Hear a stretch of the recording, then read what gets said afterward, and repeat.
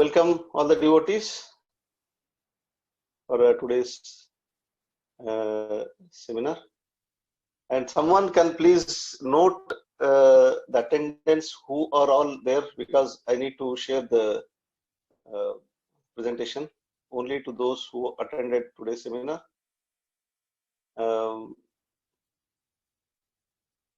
Maybe Sripada Mataji can just take the names of those who attend. Yes, okay. So thank you very much once again. So let us start the session. So let us go to screen 2. So welcome all the devotees to Goloka Seminar Series. This is the series continues.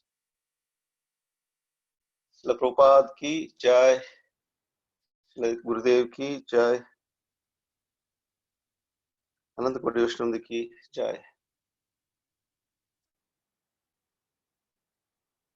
So slide 3. We all know, rather most of us aware and understand this concept of how one can reach to the stage of Krishna Prema. This is not a just overnight process. It can happen in overnight also, as Prabhupada always says, it can take a moment, but that moment also involves so many stages. Mainly for sadhakas like us, it is a very, very long process. Like me at least, is a very long process. So starting from Shraddha, Sadhu Sanga, Bhajana Kriya, Anartha Nivritti, Nishtha, Ruchi, Asakti, Bhava and Prema, this is where finally we reach to the stage of spontaneous love towards Krishna.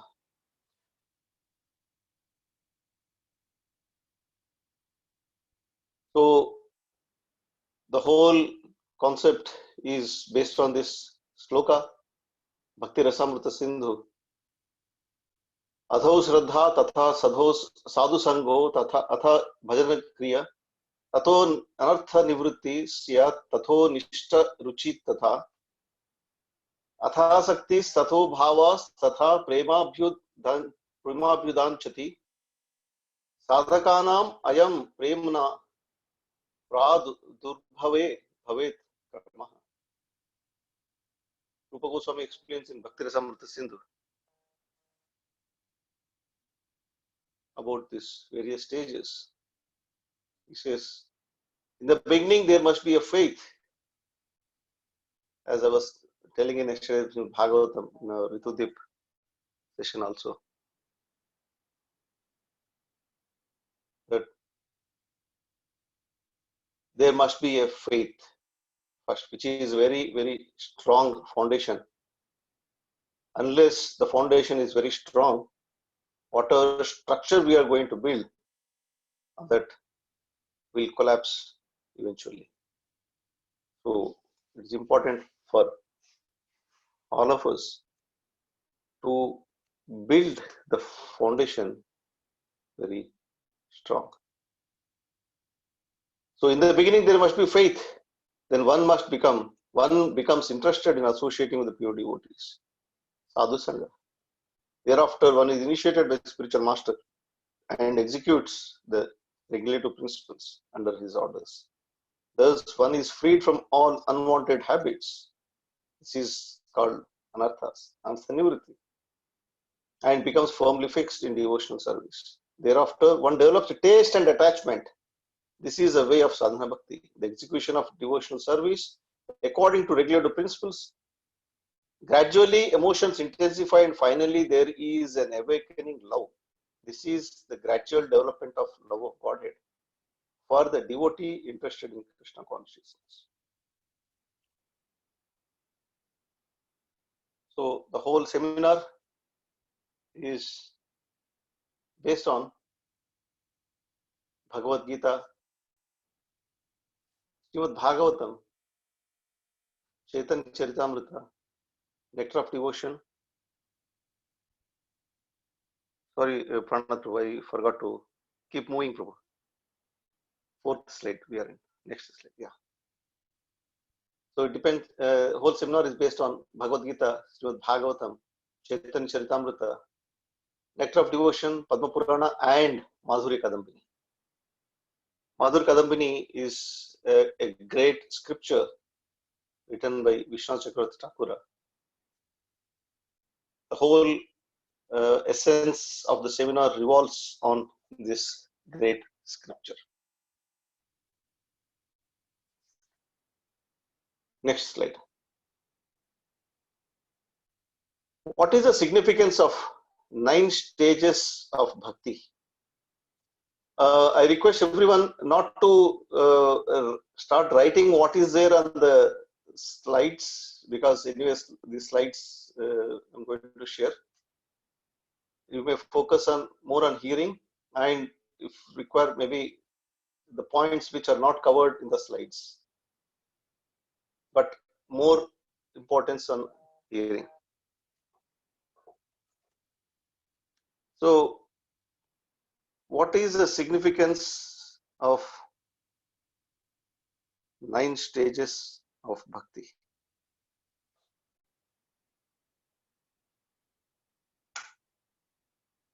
Can someone read this sloka? Slide 5.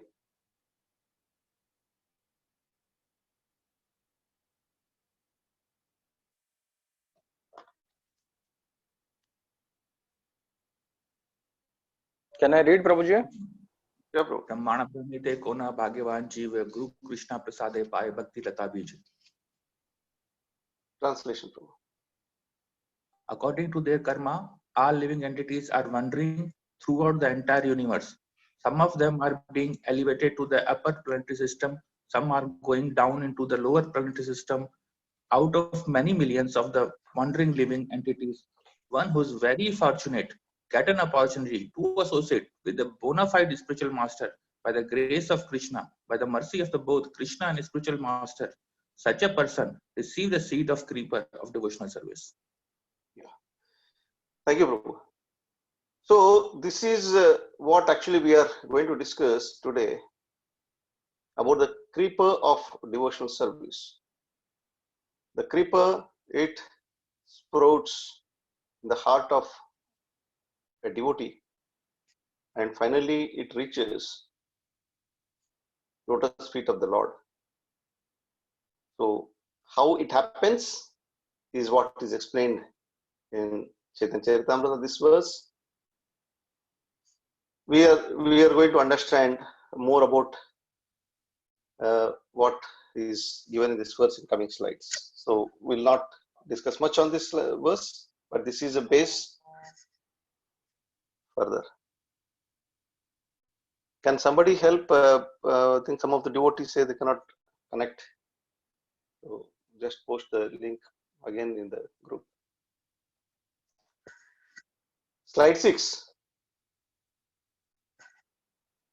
The 9 stages of bhakti, as you can see on the screen, as we seen in the previous slide also. It starts from Shraddha, the basic faith in God. It is not that one should become a super duper devotee in the initial stage itself, but the basic faith one should have. How that basic faith comes, how the Shraddha comes, is entirely a different discussion which we are going to have in coming slide. It is not easy, as we say, that Shraddha, have a basic faith in the God. Getting that Shraddha, basic faith in the Lord or scriptures also is very difficult. That depends on so many factors which we are going to discuss. So from Shraddha we go to Sadhu Sanga. Shraddha alone will not take us to lotus feet of the Lord. It is important, it is a foundation, but we need somebody who hold our hand and take us all the way through all the stages and finally to lotus feet of the Lord. So Sadhu Sanga is not just a stage. Sadhu Sanga is a way, is a process which is required throughout all the stages of bhakti. For that matter, every step as we climb in this ladder, the preceding step has to be with us. When we go to Sadhu Sanga, we have to carry Shraddha. When we start doing Bhajana Kriya, we continue to have Shraddha and associate with the sadhus. It's not that once we finish the stage of Sadhu Sanga, thank you very much, Prabhu. Now I'm already in third stage, Bhajana Kriya, so I don't need your help. So thank you very much for traveling with me till here. No, it doesn't work like that. Bhajana Kriya is a stage wherein we continue to have, likewise, every stage as we climb, we have to carry the previous stages also with us. So with Sadhu Sanga, how it works, we'll discuss in detail, very, very detailed in the coming slides. Then starts our Bhajana Kriya. What is Bhajana Kriya? It is a performance of devotional services, various aspects of devotional services.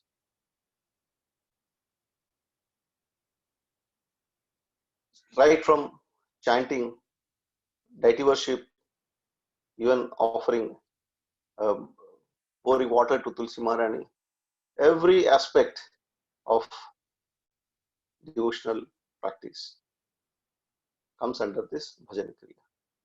So we'll discuss more about that. And then comes Anartha Nivritti. This is a stage where we start getting relieved from various anarthas. So what are the anarthas we are talking about? It is not just the broad six anarthas alone, which we generally talk when we are covering this Anartha Nivritti. As we chant sincerely, all the anarthas in our heart will get eradicated. So we should understand what anarthas we have. There's very deep discussion is there. Let us see how deep we can go, depends on the mood of participants. Then comes Nishtha, steadiness, then the higher taste, Ruchi, and Asakti, attachment to the devotional service. The picture given here is a pin, how pin attaches the papers together. So that attachment, Asakti, attaches us towards devotional service. And then we reach the stage of Bhava. Bhava is not a prema stage, it is the experience of love of Godhead. We start feeling how the love of Godhead is. We are not into the stage of prema still. And finally, we reach Krishna Prema, pure love of Godhead. 7th slide.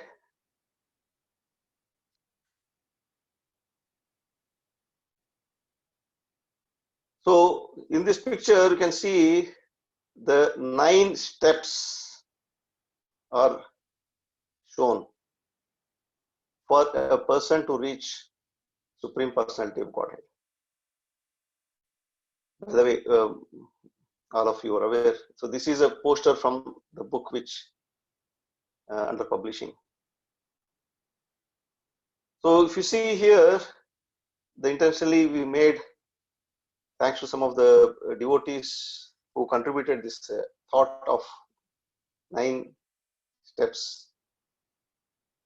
So a person follows a spiritual master, instructions of a spiritual master, climbs these 9 steps, following his footsteps, and reaches Supreme Person, lotus feet of Supreme Personality of Godhead. So these 9 steps indicates the 9 stages in Bhakti. One who sincerely follows instructions of a spiritual master and takes up these 9 stages of Bhakti very seriously, he is guaranteed to reach abode of Supreme Personality. So this is slide 7. Slide 8, we are starting our journey, climbing the staircase. So let us hold each other, help each other, not to rush on our own. We make sure that we hold hands of all the devotees and travel together. Don't worry, the steps are so wide. It can accommodate millions of people at a time on every step. So we can comfortably hold hands of other devotees and travel together. So be attentive. Any questions at the end of each step? We'll have a slot, a time for discussion. Today we are going to discuss only 4 steps to accommodate the questions, and the topic also is going to be a bit deeper. Try to focus on the topic. Try to hear more. Don't focus much on writing the points. If required, I can share the slide notes also to all the participants. So please focus more on hearing. At the end of each step, there can be a chance or a slot we can have a small discussion, not very long, small discussion. Basic, any questions related to the slides. So the first step in progression towards Supreme Personality of Godhead is Shraddha. Shraddha is, as I told, it is very important aspect in our spiritual progress. Nothing else will work if the foundation is not strong enough. We cannot practice devotional service just because there is no option. Just because somebody is telling, that also we'll see in this coming slides. Shraddha is a faith, a basic faith. We don't have to have a very strong faith that by following this process we will go back to Krishna. At least a basic faith that Krishna is Supreme Personality of Godhead, and I have faith on the scriptures. Very, very basic faith we are talking about. Rest all the Sadhu Sanga will take care once we have basic faith. So first step is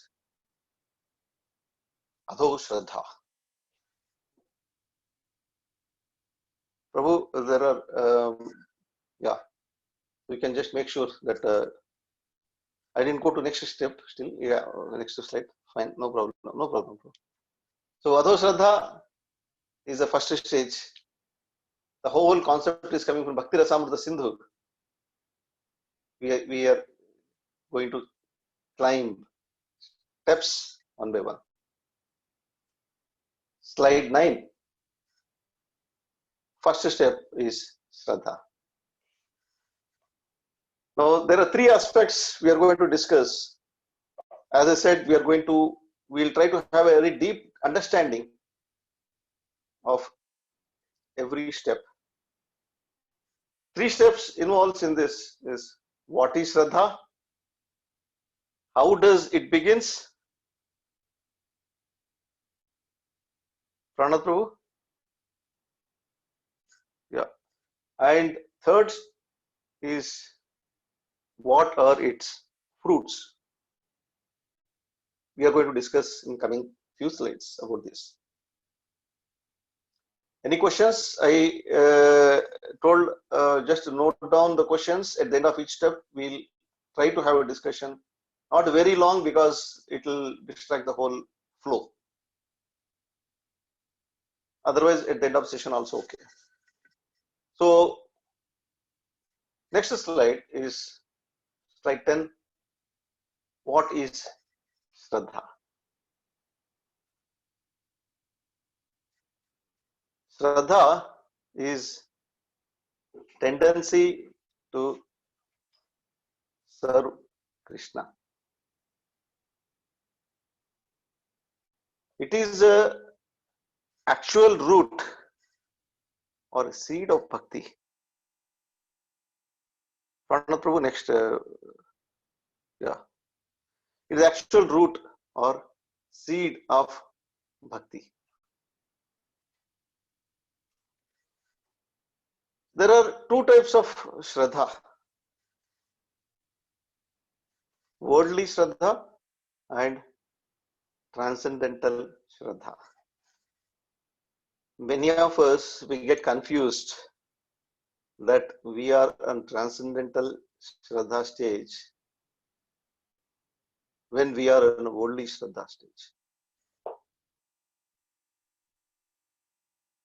What is a worldly Shraddha? Worldly Shraddha is a faith in material relationship which is always shaky and very weak. The one which in general we experience in this material world revolves on this worldly Shraddha. So many times we get confused that we are already in the stage of Transcendental Shraddha when we are in worldly Shraddha stage. So Transcendental Shraddha. What is Transcendental Shraddha? So this we understand from Haridas Thakura. He says when we can understand what is Transcendental Shraddha from Haridas Thakura's this example. When Haridas Thakura was being beaten by the soldiers at 21 marketplaces, they were telling him, stop chanting holy name of the Lord. What he says in response to them, they are saying, you will die. We are beating so badly, you are going to die. We feel so bad. Please stop this chanting. Then he says, Khanda khanda hai deha yaya yadi prana tabu ami vadane na chadi harinama. He says, you cut me into thousands of pieces, cut my body into thousands of pieces. But I have a strong faith in Supreme Personality of Godhead.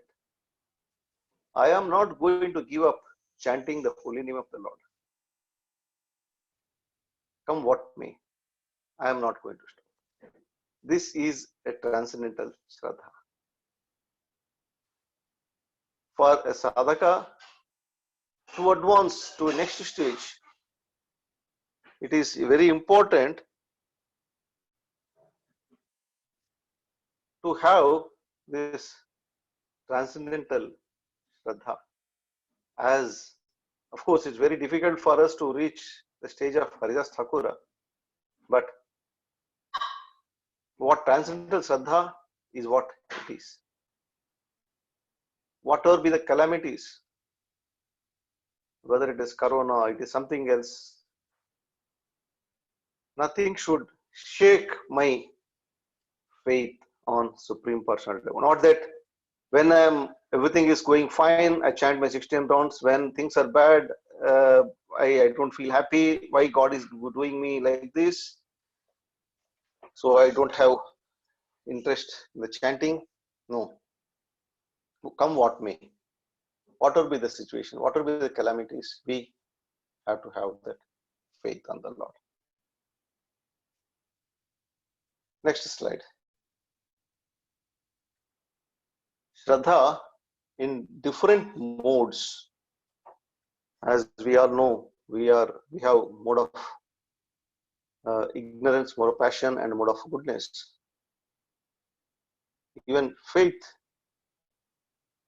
is there on all the three modes, and this is told by Lord Krishna to Uddhava in Srimad Bhagavatam when he was leaving this material world.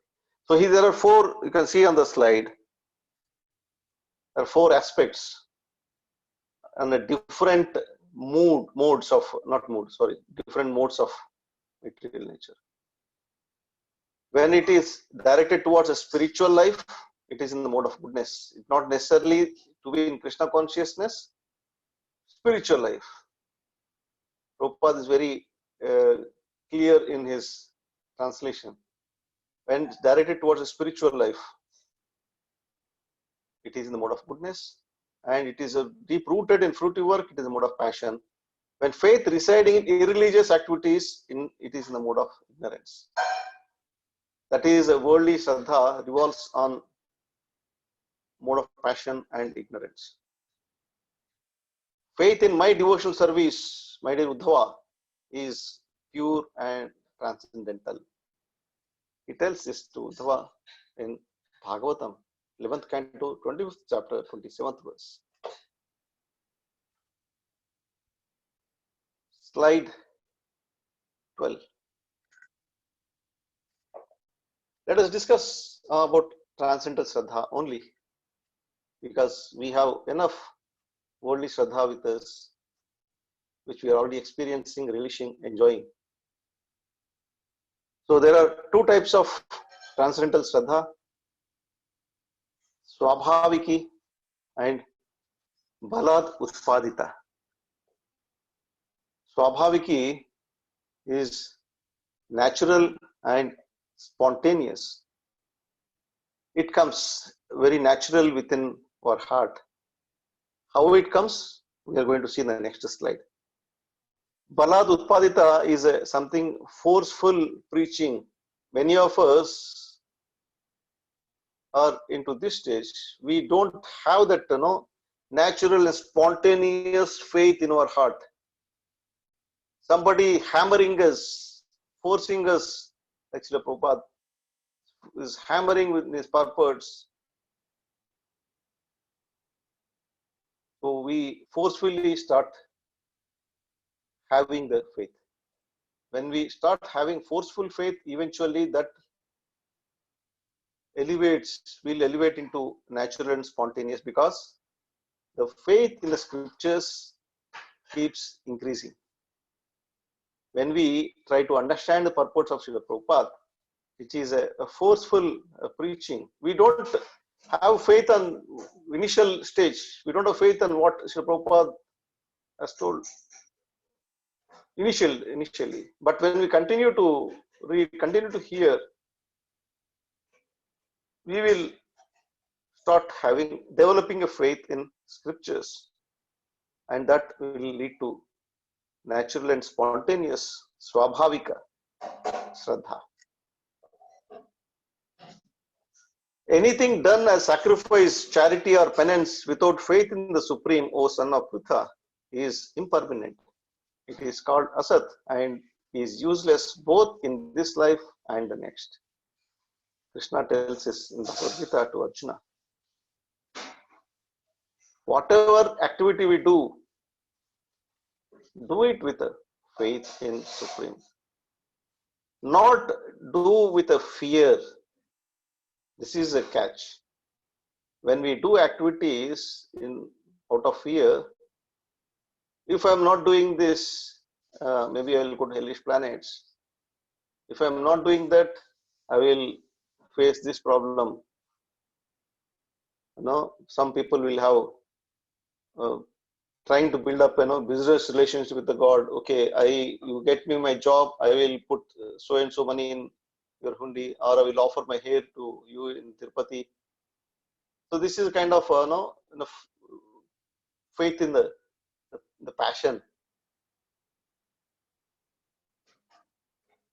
what Krishna is saying here is any activity, any sacrifice, charity or penance, austerity, whatever we do, don't do austerity. Otherwise, we'll end up like that milk drinking brahmachari, which about whom we discussed in Chaitanya Charitamrita and Sadhu Sanga. उठा लेंगे सामान उधर उधर छोड़ देंगे.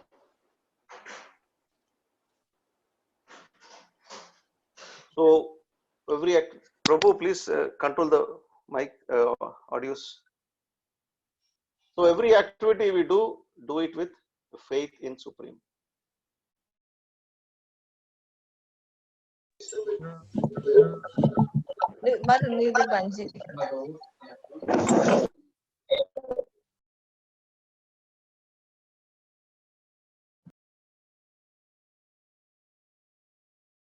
Thank you, Prabhu. Thanks for unmuting me. So Krishna says such faith which is not which is done without having Shraddha in Supreme. He says it's impermanent. It is a waste of time. It's asat. It is not going to have any help, any use for us in this life as well as next. So in Chaitanya Charitamrita, it is mentioned, Shraddha is confident, firm faith that by rendering transcendental loving service to Krishna, one automatically performs all subsidiary activities. Such faith is favorable to discharge of devotional service. So when we do activity for the pleasure of Lord with such faith, that covers performing all other subsidiary activities. Means it is a watering route with faith to Krishna. It covers all other subsidiary activities.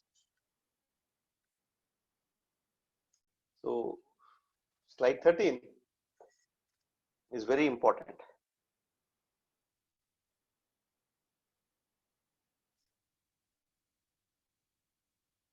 How does Shraddha begins? Prabhu, just hold there. No, first one, okay. Yeah. How does Shraddha begins? There is no specific rule for development of faith. This is very strange when I heard about this. I was thinking Shraddha, because all other steps we know, like Sadhu Sanga, Anarthanavritti, how it develops. But how Shraddha begins is always a big question mark. How can I improve my Shraddha?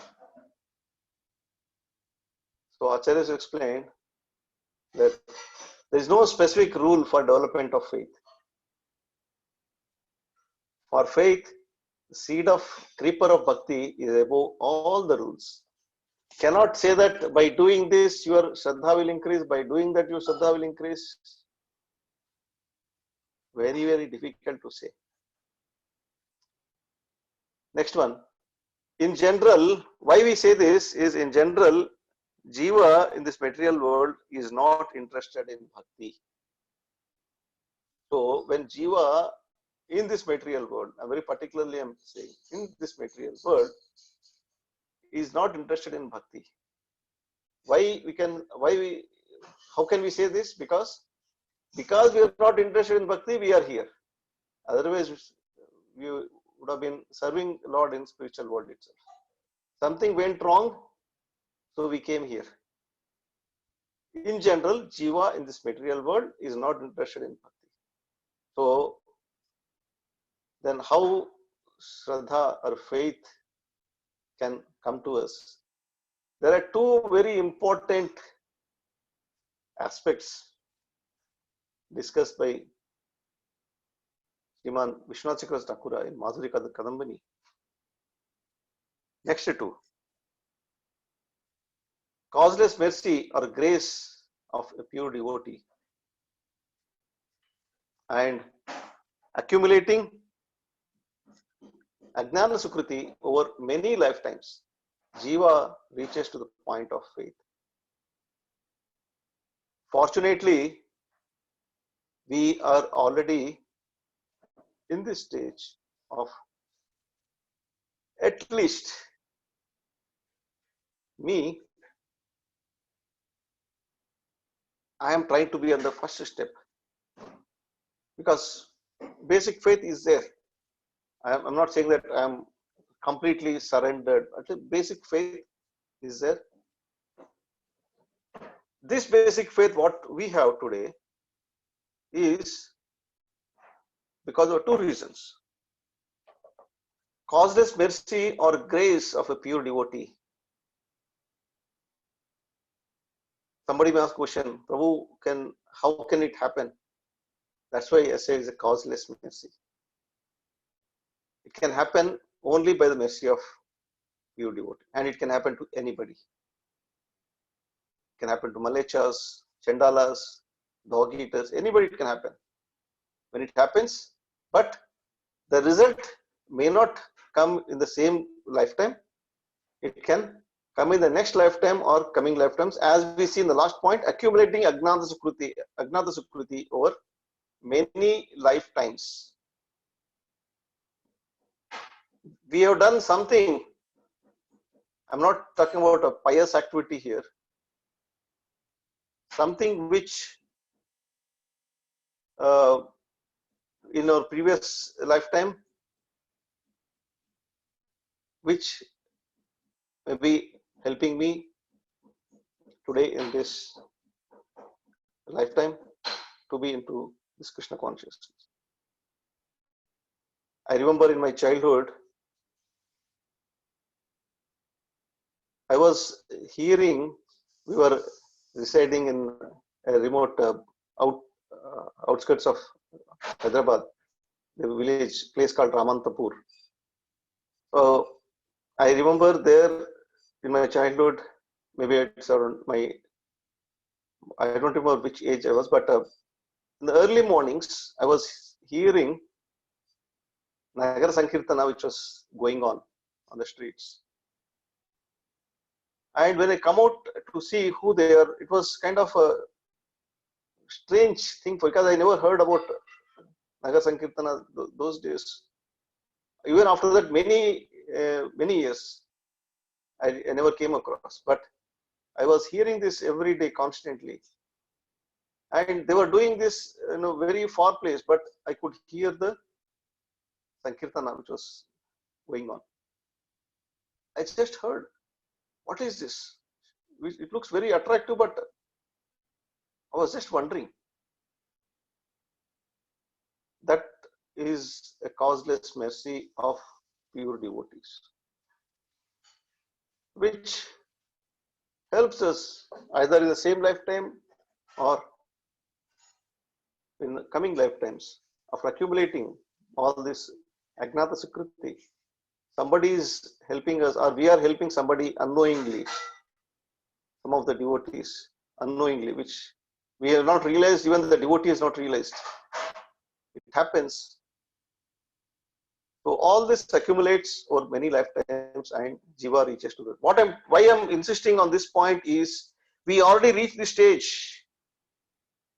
Let us not misuse this opportunity. It is very, very difficult to get this causeless mercy or grace of pure devotee. If we miss this opportunity of, we accumulated Agnata Sukruti, we accumulated the causeless mercy of pure devotees, and we are into this stage. We don't know when we get chance again. So don't let our faith to come down. We have to hold hands and climb this staircase together. Not to pull others' legs who is ahead of me.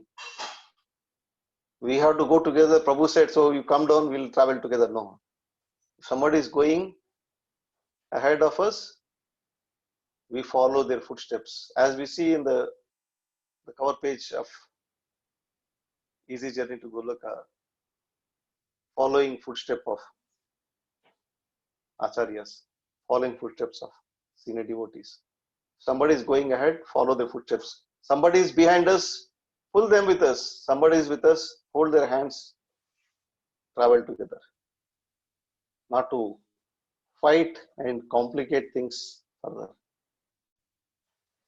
Next slide, slide 14. What are the fruits of Shraddha?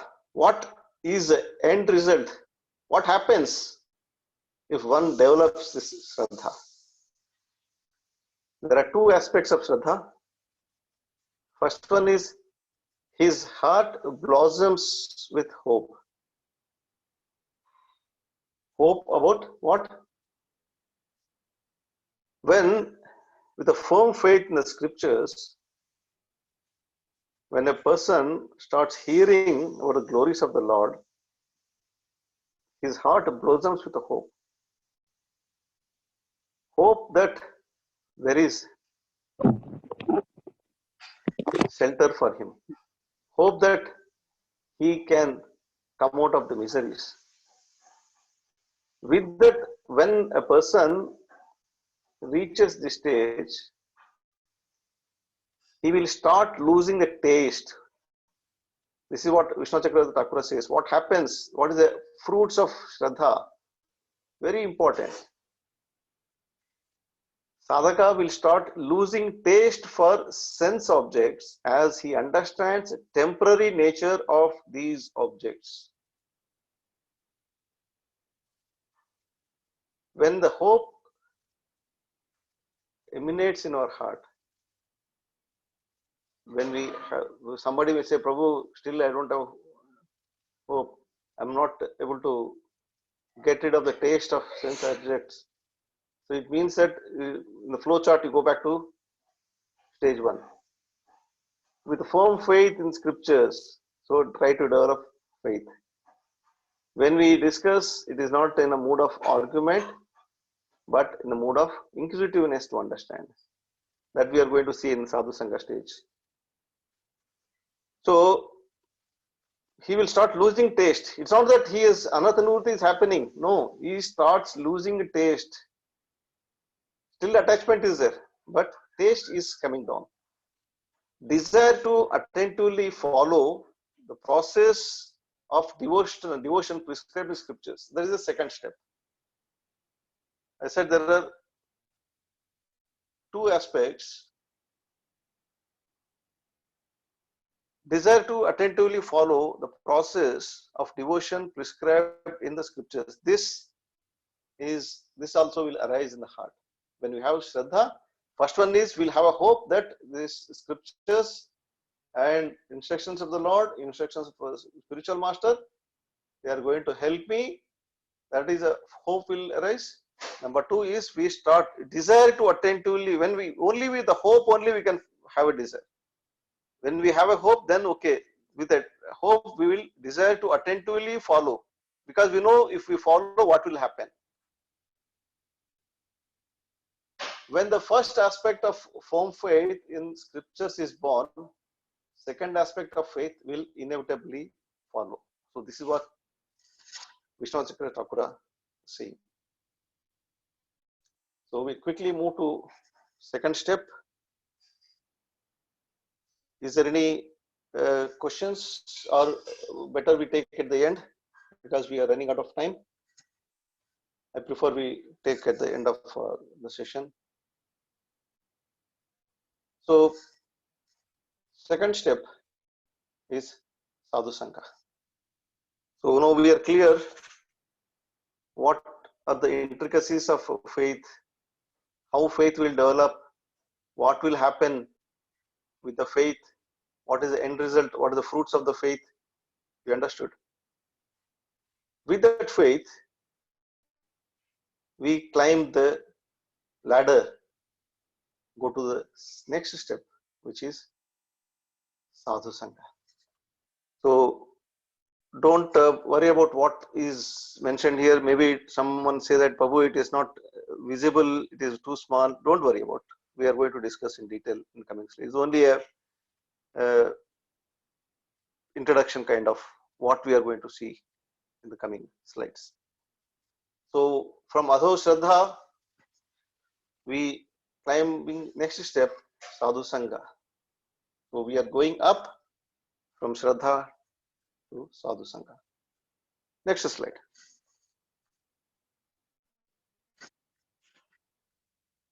Sadhu Sanga. So in this Sadhu Sanga, we are going to discuss the three aspects. Prabhu, all the three you can show. What is Sadhu Sanga? What happens when we associate with sadhus? And what are the results? So these three aspects we will try to discuss in coming slides. Next slide. What is Sadhu Sanga? Sangha means association. We all know about this. So what scripture says, it Samya Rupena Gamanam. Samga is coming from this concept. Samya Rupena Gamanam is Sangha. Sangha from the spiritual perspective is only one. But in materialistic view, like we see Asat Sangha we have. But actually that is not considered as Sangha at all. Sangha in general we talk about only Sadhu Sangha. So Sangha, the definition given is Samya Rupena Gamanam, means to follow and serve one's own Guru in all respects. So this covers even Shiksha Guru also. We have so many Shiksha Gurus. As long as they are following the scriptures, they are following the spiritual master. I'm underlying this because I know someone will ask a question that there are so many Shiksha Gurus are there. Some may fall down, some may give a different instruction. That's why I'm saying, as long as they are following the scriptures, they are following instructions of their spiritual master, so we can follow and serve the Shiksha Guru also. Samya Rupena Gamanam. So with this, why we do a Sadhu Sangha? It is not just to associate and kill the time. The purpose of Sadhu Sangha is to follow and serve one's own Guru in all respects. Means it is serving sadhus. Sadhu Sangha is not just go and sit in the class where sadhu is there. Try to serve. That is given in Bhagavad Gita 34. In that is mentioned pariprashtena. This very important point only, that point I am highlighting. This is inquire submissively. One should inquire submissively and serve the sadhu. So next slide, we'll see Sadhu Sangha, Sarva Shastrika hai, Lava Matra Sadhu Sangha, Sarve Siddhi hai. Very important shloka. Chaitanya Prabhu says, verdict of all revealed scriptures. This is coming from Chaitanya Prabhu himself directly. What else we want? What better instruction we want than this?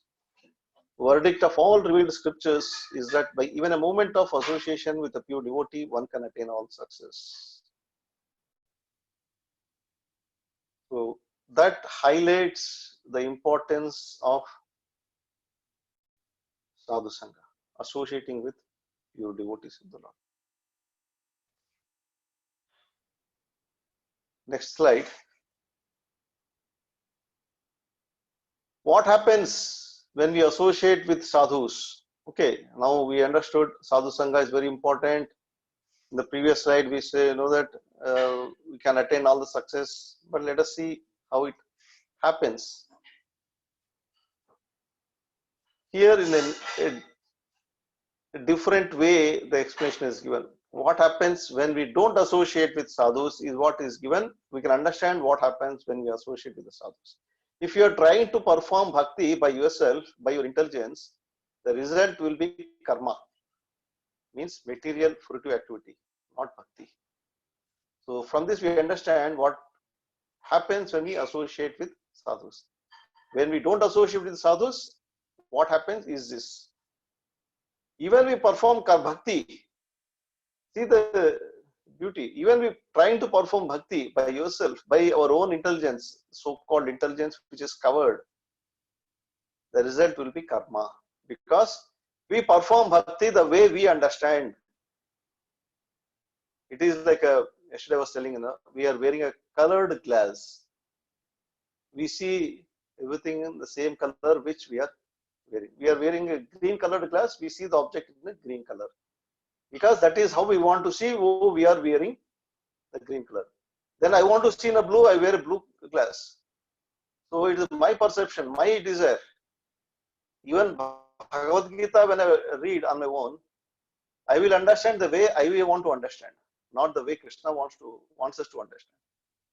This is where the association of sadhus plays a very vital role. We go to the next slide, slide 20. From here we start going in deep. Maybe at times we may go a bit technical, but try to be with me in the flow. We'll understand every technical aspect of this sloka. What are the results of Sadhu Sanga? It is given in Bhakti Rasamrita Sindhu. Kleshagni Subhada Moksha Lagutak Sudurlabha Sandrananda Visheshatma Sri Krishna Karshani Chasa. What is this verse is talking about? It's very, very important sloka for all of us. So we'll try to discuss some few minutes on this. Prabhu, be on the previous slide. Yeah. Why I said this slide is the next slide is we'll understand that next slide better when we know what actually we are talking about, because that slide is a small print, may not, because people will try to read what is there in the slide, but better here.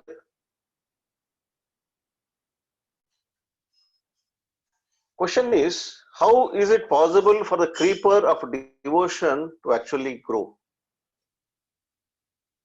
It is possible only when the disciple is careful to take bona fide association. If he is not careful about his association, this growth will not take place. Now, it's a very important point. When the disciple, a devotee, a sadhaka, begins to follow the process of bhakti by associating with sadhus,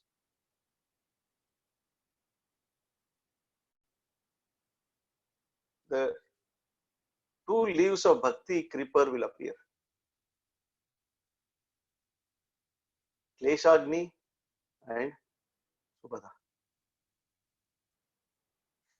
The symptoms of appearance of first, because we see the seed of bhakti is sprouted in the heart of sadhaka, and visualize a creeper is growing.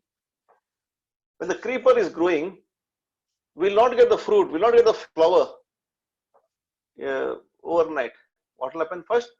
A small, tiny leaves will start coming up. Now we are discussing about those tiny leaves. And people sometimes, when we start pouring water regularly to the seed we sow, when it starts sprouting, we feel so happy. We feel so happy that I planted the seed and I'm watering every day, and the plant is sprouting.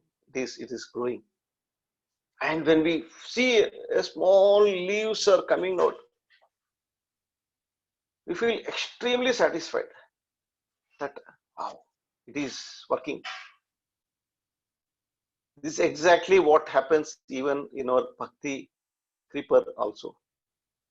When a Shiksha Guru is sowing a seed of Bhakti in the heart, and he is pouring a water regularly, the creeper of Bhakti starts growing. And Guru will be so happy to see that I am pouring the water and it is working. And it is growing. The first two leaves we are discussing is Kleshagni and Subhadha. Kleshagni. The symptom of appearance of first leaf Kleshagni is that the sadhaka will see that the problems of his life are decreasing. They are not decreasing. He will feel or he will understand the problems remain same, but the perception changes. When the perception changes of looking at a problem, he is no more attached to the problem or the result of the problem in this material world. Dukkha nivritti means all kinds of sufferings will start disappearing. Then the appearance of the second leaf, which is Subhadha, means when all the inauspiciousness things are started disappearing, all kinds of favorable qualities begin to appear, and this is called Subhadha. The first two leaves are Kleshagni and Subhadha. Kleshagni is the first leaf. Even if this leaf is not completely unfolded, it will eradicate inauspiciousness, provided we continue with a Shraddha and associate the pure devotees and perform our sadhana. All the anarthas and unwanted impediments which are blocking one's growth will start disappearing. It will not eradicate fully, start disappearing. When the second leaf unfolds, good fortune and auspiciousness will manifest in the life of devotee. Means all the good qualities that are present in the pure devotee will gradually start manifesting in the disciple in sadhaka. Because we are associating with the pure devotees, we start imbibing those qualities. It is like when we associate with a drunkard, we get habituated to the habit of drinking. That quality of a drunkard will start imbibing within us. Same thing happens here by associating. Why Acharyas give most importance to the Sadhu Sanga is this. Because on our own we cannot eradicate any of anarthas in our heart. It happens only by association, Sadhu Sanga. So all the good qualities in the present that are present in the pure devotees will gradually start manifesting within our heart. So that nurtures the creeper of devotion. So when these two leaves are completely unfold, the smooth inner side will manifest, and this signifies the presence of spontaneous loving devotional service, Ragamika Bhakti. Because anartha nivritti will not happen overnight. This is a gradual process which we are going to see in the coming slides. Prabhu, next slide.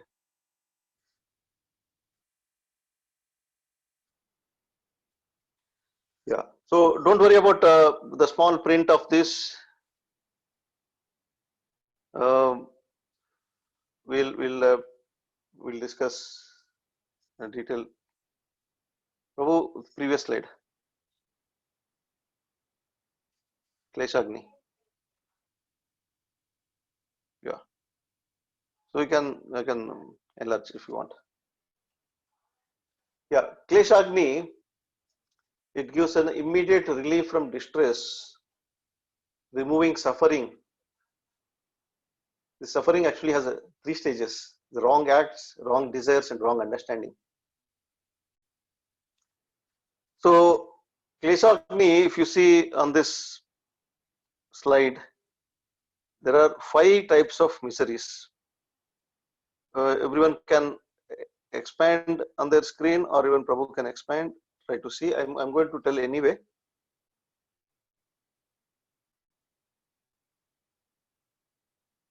Yeah. The first one is there are 5 different kleshas which are destroyed by bhakti. I'll go a bit fast because many slides are there still. The first one is avidya, ignorance. Ignorance is to falsely identify with or not to have a proper understanding or awareness of a situation. So, since we are in this material world, we have various different ignorances. The first of that is that I am the body. Falsely identifying ourselves or not to have proper understanding or awareness of a situation. So this avidya, this ignorance is destroyed. Then second one is asmita, is a false ego. So this also is all interconnected. Avidya, asmita. To identify with the body or only to accept things which can be experienced on the gross level. I cannot see God, so I don't believe in God. Asmita. Because I don't experience on a gross level. I can't see God. Number third is one. Number 3 is raga, attachment.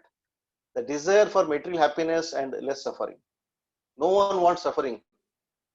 We want only more desire for happiness and less suffering. As much as possible, less suffering. If possible, no suffering, but only happiness. This comes because of our raga, attachment towards this body. Everyone is suffering this coronavirus, or no problem as long as I'm safe. So I don't want suffering. Yes, I don't want suffering, but I am this is coming because of our attachment to the body, raga. The fourth one is dvesha, aversion to unhappiness or causes of unhappiness. Avoid this hatredness of a person. One always try to remain in a very comfortable situation, and I don't like which is causing like a distress for me. I hate such situations. I hate even people. So this is hatredness, dvesha. Last one is abhinivesha. One who is attached to sense enjoyment and is afraid of death, afraid that death will take it away. Not that death will take me away, but death will take me away from this sense enjoyment. Why I am attached, why I am fearful of the death is because once I die, no more there is a chance for me to enjoy in this material. So I don't know what happens after death. So better to enjoy as much as possible when I'm alive. So this is abhinivesha. All these 5 kinds of kleshas are destroyed. This is kleshagni. So from these arise a tendency for right or wrong actions, causing religion or irreligion, and thus sinful and pious activities. People tend to do even pious activities also, and sinful activities also because of this. But what is required is to do pure devotional service, so that the reactions, whether is a sinful or pious, will be eradicated. And this also takes out, I will not go in deep about the 4 sins prarabdha, aprarabdha, kuta, and bija, which are all fructified sins, which coming from the previous lifetime. It's already grown. We already become a fruit, and now we are ready to suffer. Unfructified sin, still it is not become a fruit. Still it is in a growing stage. And seeds of a sin, and desire seed of a sin. Desire seed of a sin also is actually more dangerous than anything else, because that will is like a if we continue to have the seed of a desire seed of a sin, means it any moment we may fall down, any moment we continue to commit so many other sinful activities. So this is more dangerous. So what Acharya is saying is this: all these 5 types of miseries and 4 types of sins will be eradicated by, that is the meaning of Kleshagni. Bhakti destroys all miseries. Next slide. Subhadha.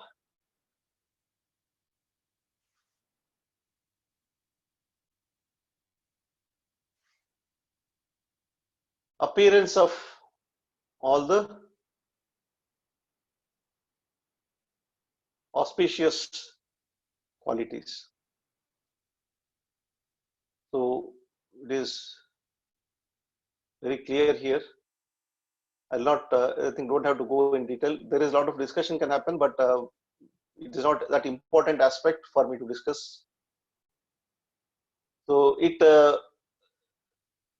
Bhakti not only removing inauspiciousness, but it also involves so many auspicious qualities within us. It gives a kindness, mercy, forgiveness, truthfulness, simplicity, equality, patience, gravity, honoring others, not expecting respect, all good fortune. How this happens is by associating with the pure devotees, Sadhu Sanga. We imbibe their qualities. It's not that we are importing somewhere from a different planet. We are imbibing from the sadhus with whom we are associating. When all our impurities are eradicated, our consciousness will be pure, and we imbibe all the qualities of sadhus with whom we associate. So this actually,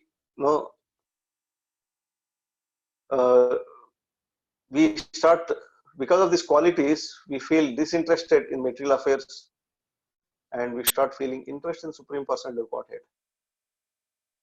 But one point is, there is a difference in the rate at which the undesirable qualities disappear and the auspicious qualities appear. It varies from person to person. For some, disappearance may happen immediately, and appearance of this auspicious qualities can happen immediately next to that. For some people, it will take very long time because of accumulation of these anarthas for many, many lifetimes. And here, anarthanivrutti is not happening completely. That will happen in the next stage. So quickly, we proceed to next slide. There are 4 more leaves will appear in the creeper of devotion. This is coming from the same verse. I'm not going to different verse. Kleshagni subhadha moksha lagutakrut sudurlabha sandrananda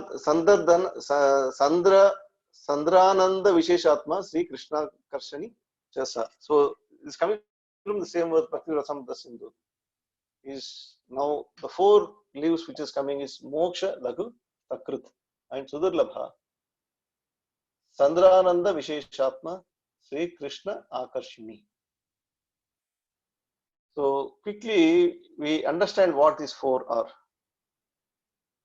Moksha lagu Takrit is a derived of conception of liberation. We don't want any liberation merging into Brahma Jyoti. I don't want. So this aspect also will be eradicated as we continue to do our sadhana.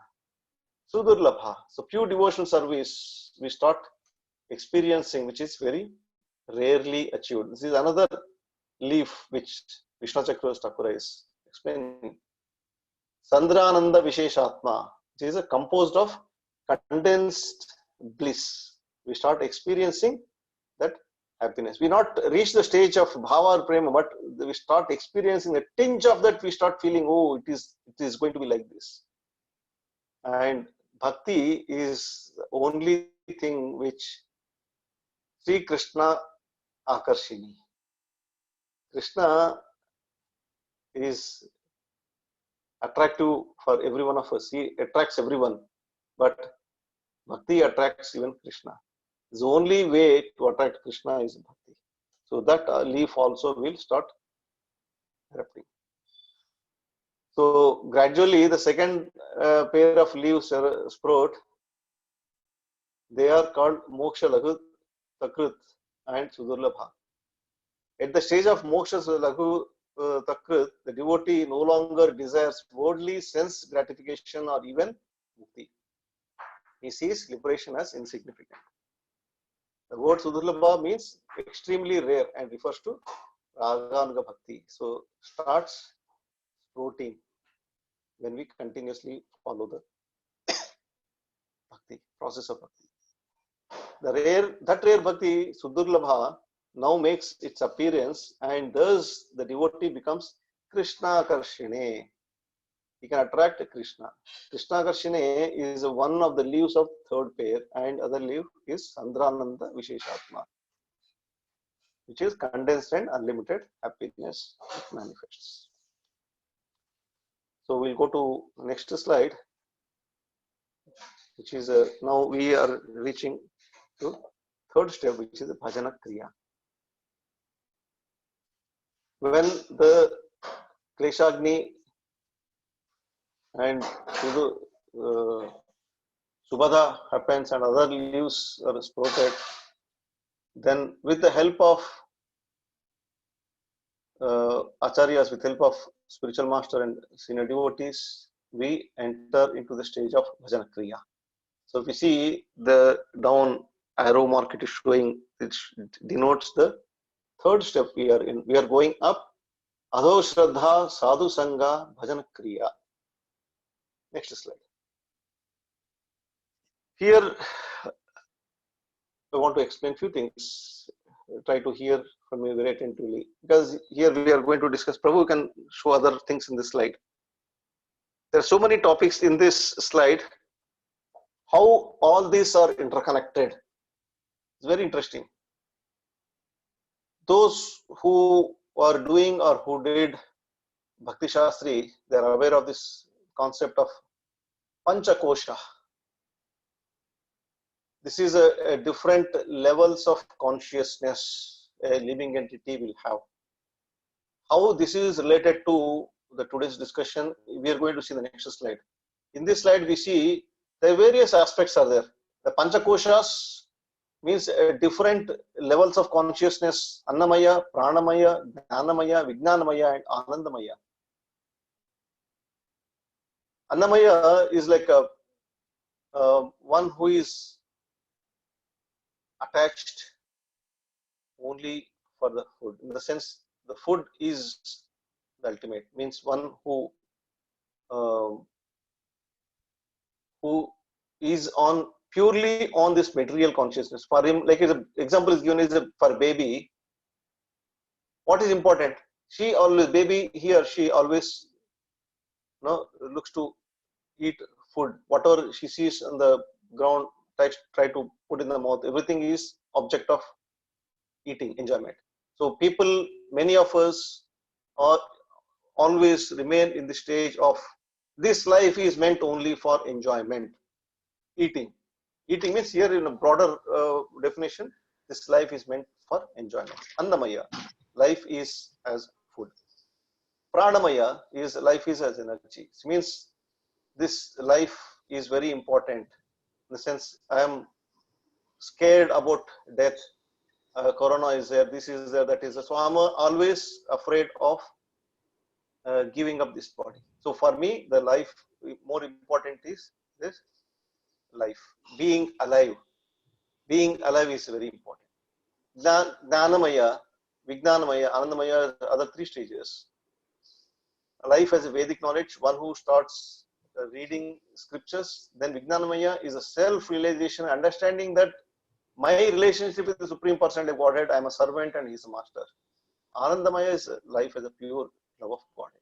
Why I am showing this, we will understand in the next slide. Very beautiful concept it is. In this slide, we say there are 5 koshas are there, 5 different levels of consciousness. And we also see on the top, material consciousness and transcendental consciousness. And we also see the 10 stages which we are discussing: Shraddha, Sadhu Sanga, Bhajana Kriya, Anartha Nivritti, Nishtha, Ruchi, Asakti, Bhava and Prema. And next side, we are seeing 10 processes of devotional service, starting from Shravanam till Atma Nivedanam. So what actually, how all these activities are interlinked to each other is what we see in the next slide. Pranathu, go to next slide.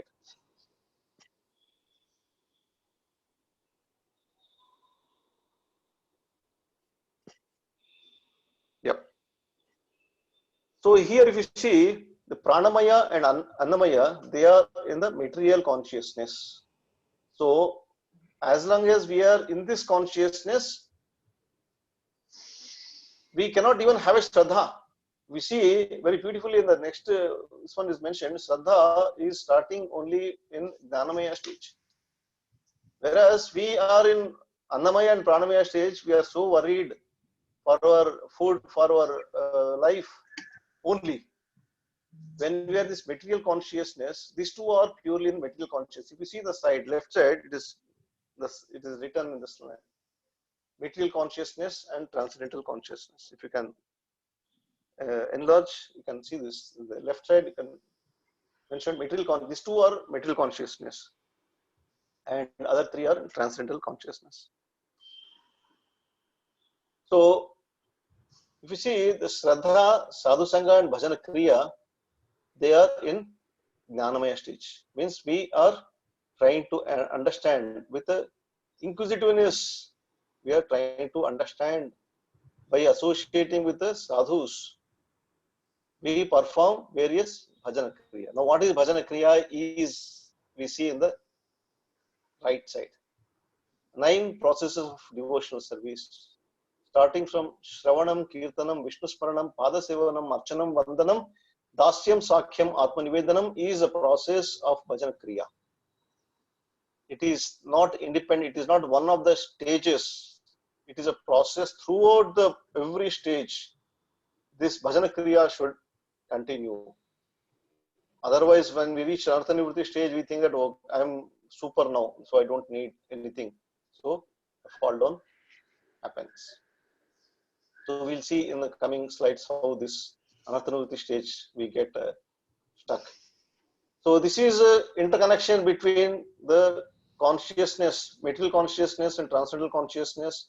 Stages of consciousness evolution, every living entity will have.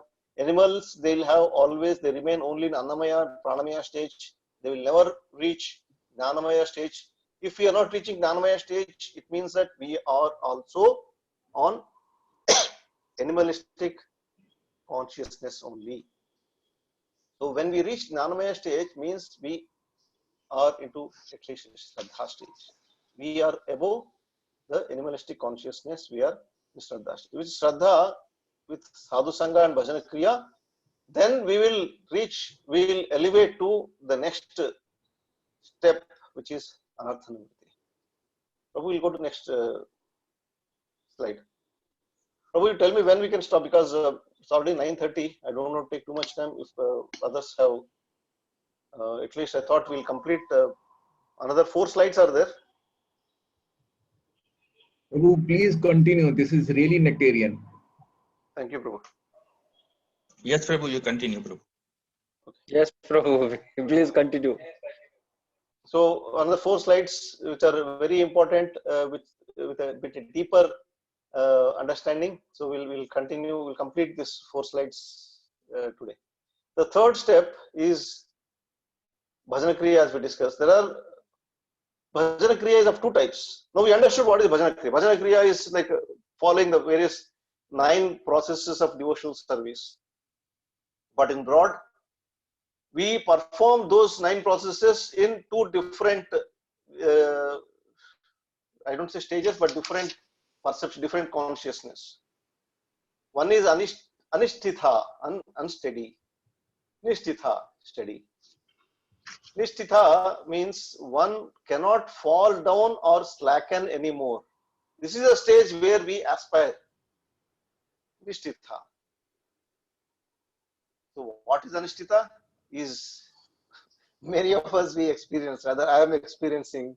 This is very interesting. Nishtitha, there are unsteady. Every activity we do in Bhajana Kriya, devotional service, we are into, or I am into this anishtitha stage, which is the next slide, Pranath Prabhu.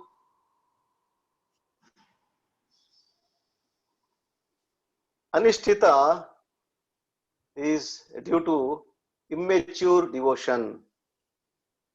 It gradually appears in 6 stages. One more stage, Prabhu. Yeah. Utsahamayi, Ganatarala, Vyudha Vikalpa, Vishaya Sangara, Niyamakshama, Taranga Rangini. So don't get confused. I will explain in more detail. Utsahamayi, very important. Please listen very, very attentively, because this is where I am stuck in one of or all of these stages. I am struggling to come out of this. Even one stage is a great victory for me. What is Utsahamayi? Utsahamayi is a temporary enthusiasm. Please understand this. It's a temporary enthusiasm. Utsahamayi. Example: a new devotee feels like for example, a young Brahmana boy beginning his Vedic studies, thinking, I have become a learned scholar worthy of everyone's praise.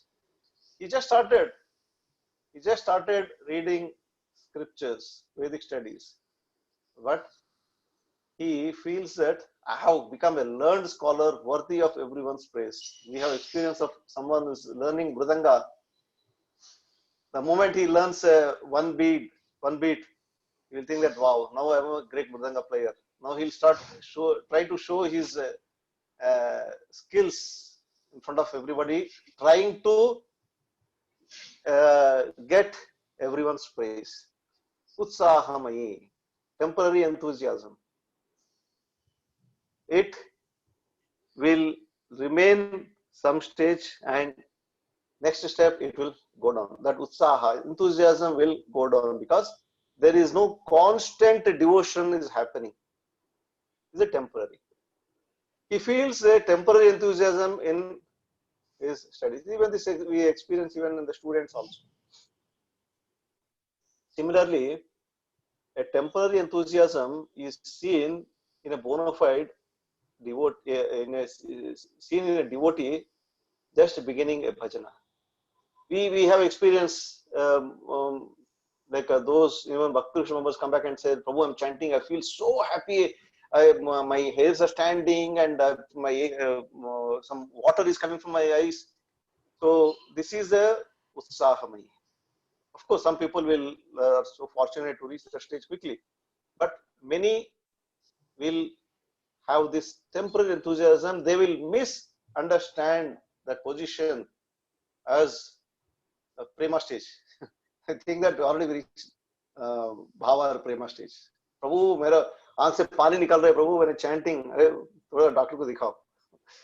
So we we are not, unless so many other stages are crossed. Of course, some people it happens, but in general, utsahamai, temporary enthusiasm.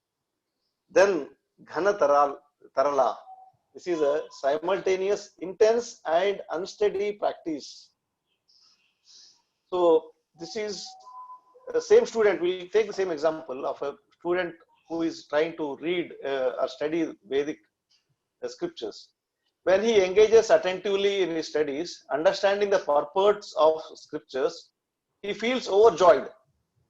But at certain times, he becomes slack, being unable to understand the meaning of the scriptures and enjoy their taste. Similarly, a devotee sometimes practices different parts of devotion attentively, but at other times becomes slack. This we experience in our day-to-day devotional service also. Sometimes we feel, wow, I did so wonderful chanting today. Next day it falls. So because there is no steady practice. This is simultaneous, intense and unsteady practice is ghana tarala. So being sometimes attentive means thick and sometimes slack, thin. This stage is called ghana, means thick. Tarala means slack, thin. Tarala means very thin. Ghana means thick. So sometimes it is like this. Sometimes we experience this. Many times I have this problem. One day I feel so nice in chanting. Next day, no reason at all. The next day I feel completely down. So this is ghana tarala. Third one is vyudha vikalpa. This is a indecision. In this stage of unsteady practice, the aspirant may speculate widely about how to practice bhajan. This is very important for all of us. Very beautifully explained by Vishwanath Chakravarti Thakur. Indecision. Example we can discuss is a person who wants to advance in spiritual life. He will have various options in front of him. He may say that, shall I make, example is about Grihastha, shall I make my wife and children Vaishnavas by making them take initiation and learn devotion and thus worship Krishna at home with the family? So this is one thought. So that is a very right thought. But next moment he thinks that, no, actually, when I stay at home, I have to work to maintain them and I will surely get distracted from the worship. So perhaps I should renounce my family and peacefully live in meditation center like Vrindavana. And in fact, scriptures recommend that one should reside in Vrindavana and holy places. So the first thought is I should go together with my family. Immediately thinks, no, the family is a big headache, big burden for me. So I renounce my family, I go.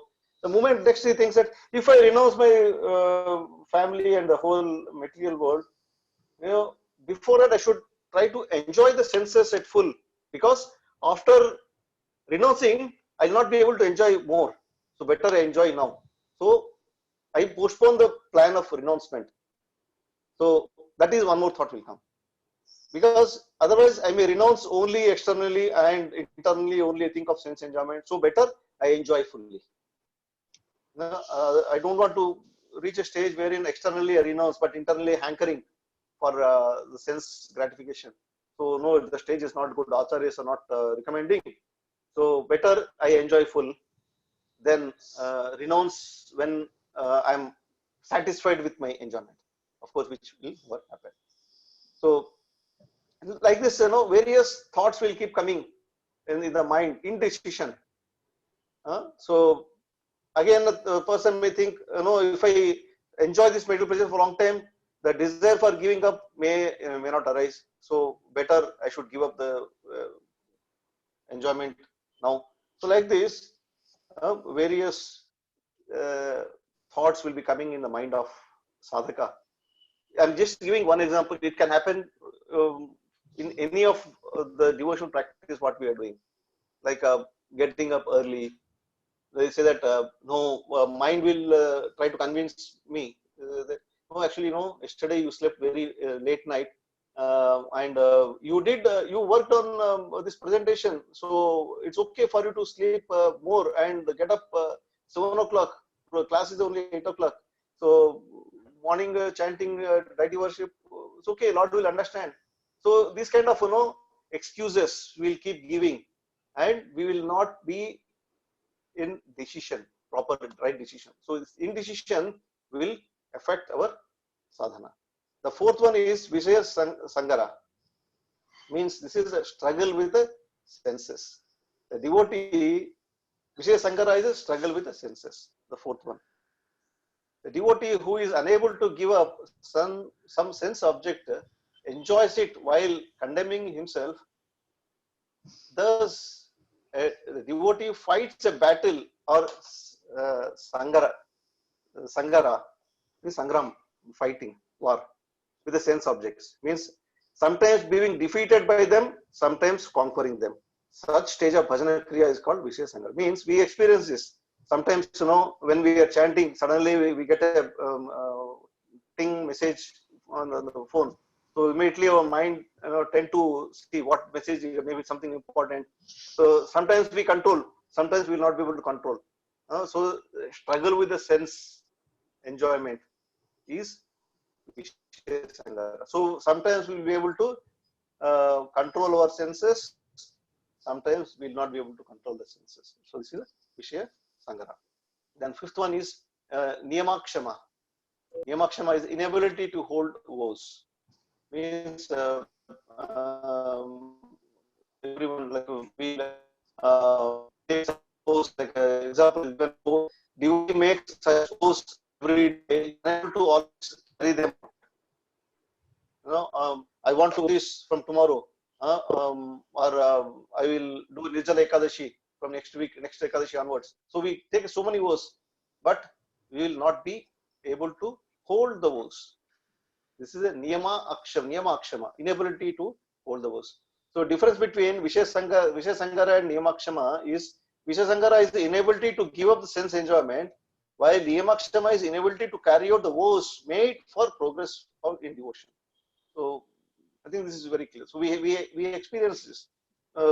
Many of us, we struggle within these stages. So we understand what we are experiencing. The sixth one, the last one is Taranga Rangini, the delighting in the facilities offered by Bhakti. This is very important for sadhaka. Taranga Rangini, facilities like a profit, respect and distinction arising from Bhakti are just like weeds around the Bhakti. We have experience. We enjoy various positions coming to us, or various facilities coming to us because of our situation in Krishna consciousness. We become cell leader, we become chakra leader, we become yatra leader, we become GBC member, we become spiritual master. So different positions, or I become a nice preacher. Everyone will come and say that Prabhu, kya class diya Prabhu. So means I feel more happy. So what Taranga Rangini is delighting the facilities offered by Bhakti. This is the most dangerous. People like we go to a very high level of stage or even position, but because of their preaching, because of their Krishna consciousness activities. So that stage, people might make use of that position to do aparadhas, unknowingly or knowingly.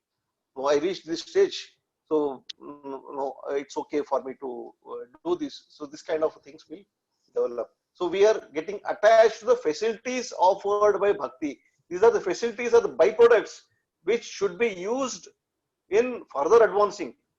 I become a cell leader, I become a chakra leader, I become a yatra leader, or I become a GBC member. It is not a pride, it is a service. It is the facility being given to us to further bring so many other people into Krishna consciousness. It's not a position wherein we feel so delighted. That is a Taranga Rangini, delighting in the facilities offered by Bhakti. So, Prabhu, we'll go next slide. Now, this is the last step we are going to discuss is about anartha nivritti. See, of course, don't worry about the behind this one that we'll discuss. More important is if you see the ladder, we are climbing. Adho Shraddha, Sadhu Sanga, Bhajana Kriya. We are into anartha nivritti, the last step of today, our today's discussion. So, anartha nivritti. What is anartha nivritti? We'll go to the next slide, Prabhu. Anartha nivritti, this is a last slide we are going to discuss today, is of 4 types. Duskrotha, Sukrutotha, Aparadhotha, Bhaktiotha, Bhaktiotha. So these are the 4 types of anartha nivritti. So what are these 4? I'll discuss very briefly. We'll understand this Duskrutotha. Duskrutotha is, it arises out of sins committed in one's previous lives. Anartha nivritti is very, very important stage. We're all struggling in this stage of anartha nivritti. Not we are all, sorry, me for that matter. I can't generalize. All of you are advanced souls. So, Duskrutotha anartha, it arises out of sins committed in one's previous lives, for which we don't remember anything, but this is, they are in prarabdha stages. The living entity who have forgotten Krishna from beginningless time, from time immemorial, are bound by ignorance, and due to their evil desires. So, Duskrutotha is, the examples given is ignorance, material attachment, hatredness, deep entanglement in sense enjoyment. This is Duskrutotha. Duskrutotha means all these anarthas like ignorance, material attachment, hatredness, and deep entanglement in sense enjoyment. These are the basic things where many will get stuck. So, why this Duskrutotha will arise? Because of sins committed in one's previous lifetimes. This is Duskrutotha. Sukrutotha anarthas is an intense attachment to various sense enjoyment. The desires for temporary pleasures for heavenly planets arising from pious activities done in the previous lives. This comes under Duskrutotha anartha. So it is not a really anartha, but it is desire for the temporary pleasures of heavenly planets arising from pious activities done in the previous lives. No, it is not something sinful activity. It's anartha, but it is not coming from the sinful activity. Unlike the first one, Duskrutotha is the result of sinful activities, whereas Sukrutotha is the result of pious activities. So we know we suffer or enjoy because of our sinful activities or pious activities. The result of pious activities is coming into Sukrutotha anarthas. They are also anarthas because they are arising from the pious activities done in the previous lives. Desire for mukti is also included in Sukrutotha anartha. So somebody may aspire for liberation. So that also included in this Sukrutotha anartha. One is unable to relish the mellow of bhakti as long as the desires for sense enjoyment or liberation exist in the heart. Some people may say, Prabhu, मेरे को chanting में मजा नहीं है, taste नहीं आ रहा है. अरे taste किधर आता है यार? We are stuck in Duskrutotha and Sukrutotha anarthas. We are trying to relish because that, the impressions will remain. Though we are not doing these activities, no, but the impressions will carry in our heart. That is the reason many times, when we are chanting, we suddenly remember, it is out of no connection at all. Suddenly we remember something which some song or some movie clip, something which we have seen many years ago, it will come into our mind. because of the impressions mind is carrying. It is not eradicated. Of course, by constant devotional service. Why we are discussing about these anarthas is how we can eradicate these anarthas also. So that happens by constant devotional, like if we continue the previous step of all the previous steps, Shraddha, Sadhu Sanga, Bhajana, Kriya, this anartha nivritti will continue to happen. It is not overnight it will happen. It takes, some people it take many lifetimes, some people it take moment. So as long as the desires for sense enjoyment of or liberation exist in the heart, we will not be able to release the mellow of bhakti. The third one is aparadhotta anartha. These are the this is very important. Aparadhotta anarthas. These are the anarthas arising from nama aparadha. There are anarthas arising out of, these are the anarthas arising out of offense. Offenses, various offenses we commit. Generally, this anartha creates many obstacles in the path of devotion.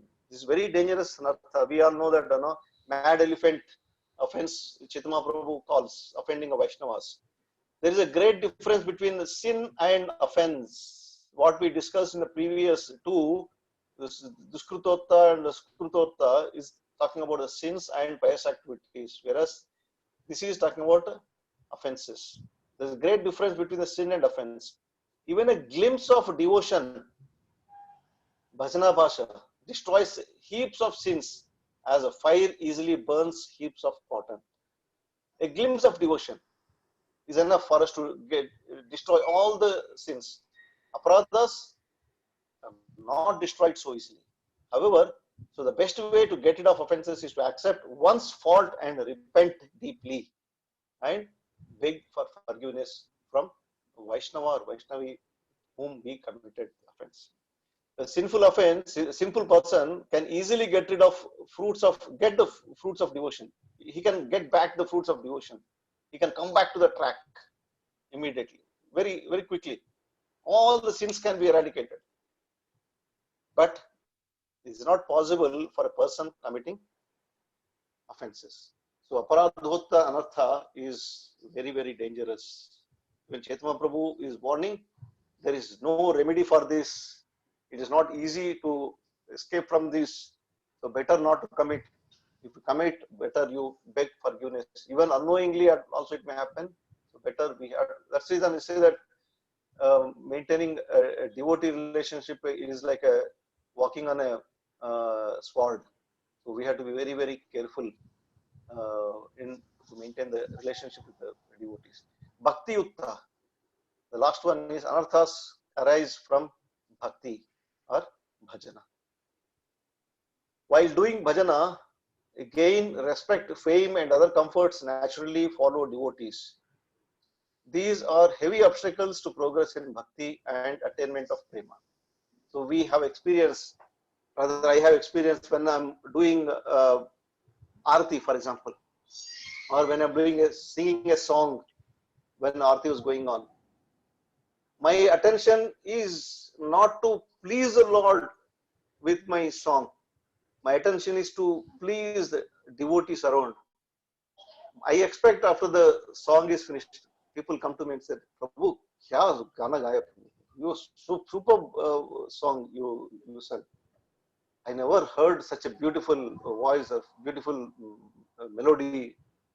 So this is, while doing bhajana, gain, respect, fame, and other comforts naturally follow. People will come and appreciate, but we have to be careful. When we fall into the trap, this is a bhakti yutta. We are doing a bhakti, we are doing bhajana, but we are doing aparadha. So these are heavy obstacles for progress in bhakti and attainment of prema. So this is the end of today's session. We covered 30 slides.